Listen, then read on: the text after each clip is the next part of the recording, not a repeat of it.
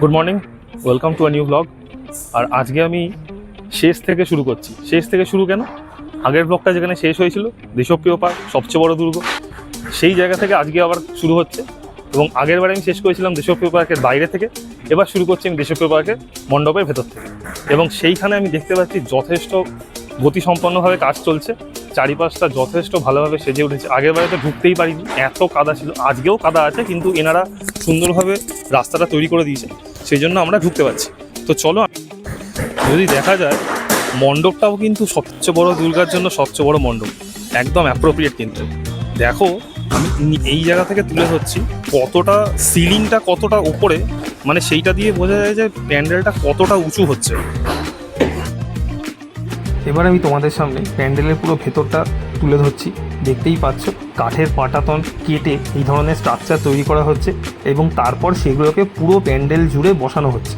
এই ধরনের স্ট্রাকচার আমরা মেনলি আগেকার দিনের যে সিনেমাগুলি ছিল, রাজরাজাদের বাড়ি ছিল, সেখানে আমরা এই ধরনের স্ট্রাকচার দেখতে পেতাম। এখনও কলকাতায় বিভিন্ন জায়গায়, যেমন নাকোদা মসজিদ, ওখানেও এই ধরনের খিড়কি দেখতে পাওয়া যায়। জেনারেলি এগুলোকে খিড়কি বলা হয়ে থাকে হিন্দি বা উর্দুতে। এটার ওভারঅল প্রেজেন্টেশন দেখে একটা কনক্লুড করা যায় যে এটা একটা রাজমহলের অন্দরমহল প্রেজেন্ট করার চেষ্টা করা হচ্ছে আমাদের সামনে।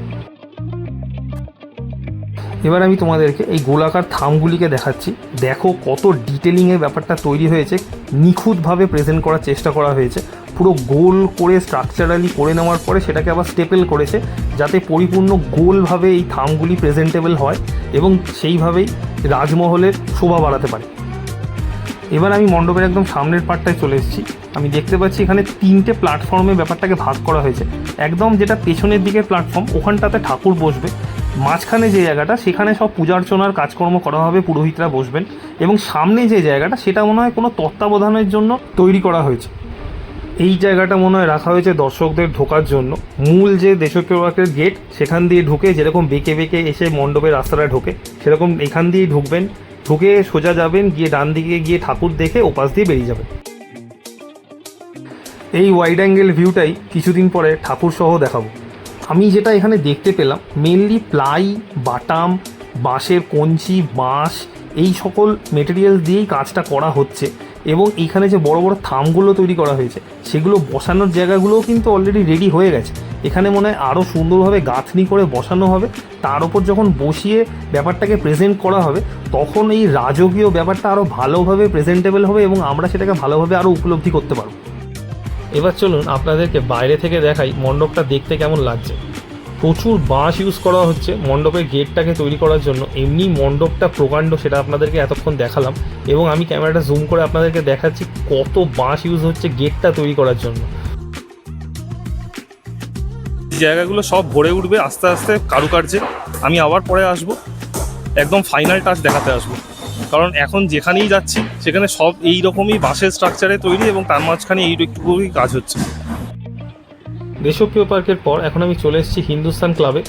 এখানেও প্যান্ডেলের স্ট্রাকচারটা মোটামুটি তৈরি করে নেওয়া হয়েছে, আর ভেতরে পুরো জোর কদমে কাজ চলছে। এখানেও আমরা দেখতে পাচ্ছি বাঁশ, কাঠ, প্লাই, পাটাতন, এই ধরনের বস্তু দিয়েই পুরো প্যান্ডেলটাকে আপাতত দৃষ্টিতে সাজানো হচ্ছে। আগে যত কাজ এগোবে এবং অন্যান্য কোনো মেটেরিয়াল ইউজ হলে সেটা আমরা দেখতে পাবো, এবং সেটা আমি আপনাদের সামনে নিশ্চয়ই করে তুলে ধরবো। এটা হচ্ছে ওদের গেট, যেটা অবভিয়াসলি মণ্ডপের অনেক আগের থেকে স্টার্ট হয়, আমরা প্রত্যেক বছরই দেখে থাকি। এটাকে পূর্ণ সজ্জায় সজ্জিত করা হবে অ্যাজ পার দ্য থিম, সেটা সেইভাবেই সেজে ওঠে। আমি এখান দিয়ে এখন এগিয়ে যাচ্ছি। দেখতেই পাচ্ছেন চারিপাশে পুরো ঢেকে রাখা হয়েছে যাতে জলের দ্বারা বিঘ্নিত না হয়। এবং এটা হচ্ছে আপনার প্যান্ডেলের স্ট্রাকচার। ওপরে একটা ক্রস মতো কিছু করা হয়েছে। আরও যত দিন যাবে তত আমরা কাজটা এগোবে এবং বুঝতে পারবো এটা কোন জায়গায় পৌঁছাতে চলেছে।